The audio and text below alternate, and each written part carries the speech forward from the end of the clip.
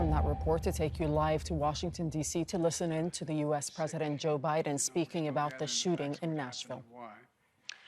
And we do know that as of now, there are a number of people who did not make it, including children. It's heartbreaking, a family's worst nightmare. And I want to commend the police who responded incredibly swiftly, within minutes, and the danger. We're monitoring the situation really closely, Ben, as you know, and we have to do more to stop gun violence. It's ripping our communities apart, ripping the soul of this nation, ripping at the very soul of the nation. And we have to do more to protect our schools so they aren't turned into prisons. You know, the shooter in this situation reportedly had 2 assault weapons and a pistol, 2 AK-47. So I call on Congress again to pass my assault weapons ban. It's about time that we begin to make some more progress, but there's more to learn.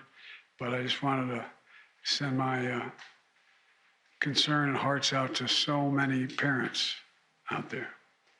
I've been to so many of these sites, as Ben knows, by virtually every one.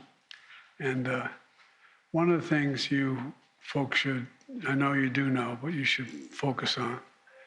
You know, just like when in the military, my son was in Iraq for a year, other places, there's so many members of the military coming back with post-traumatic stress after witnessing the violence and participating in it.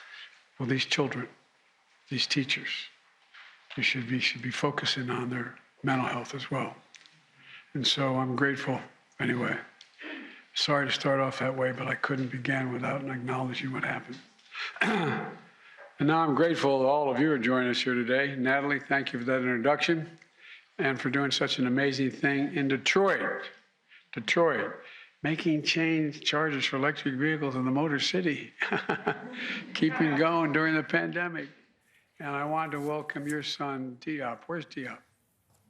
We're moving away from the U.S. president. He was speaking at an event in Washington, D.C., but he did touch upon the breaking news story in the past hour that there's been another shooting in the United States, this happening at a school in Nashville in Tennessee. We understand that at least 6 people have been killed, and the shooter was a woman who used 2 assault rifles. Let's bring in our White House correspondent, Kimberly Halkett. So the president says he's closely monitoring the situation and once again saying the U.S. must do more to stop gun violence. Kimberly.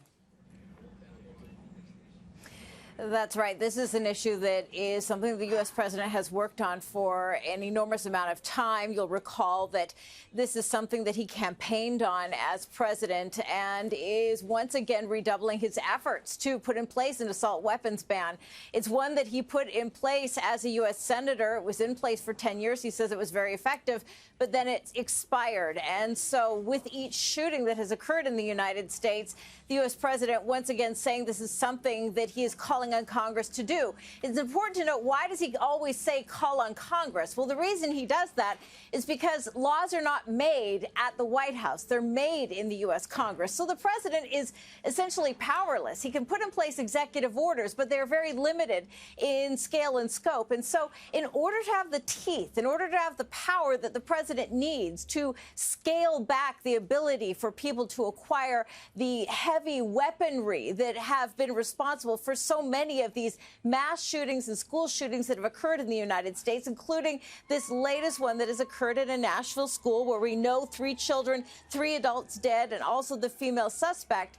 It requires an act of Congress. And up until now, that has been proving to be very challenging because up until now, the powers of a very large lobby known as the National Rifle Association has been lobbying members of Congress, mostly Republican, to limit the ability to allow for Americans to have these firearms, and that many are defending that right, given it's in the Second Amendment, known as the right to bear arms. And so this has been the challenge for the U.S. president. But once again, you hear him making these impromptu marks at the top of a business summit for women to once again call attention to the tragedy and once again call on Congress to do its job, he says, in order to save lives.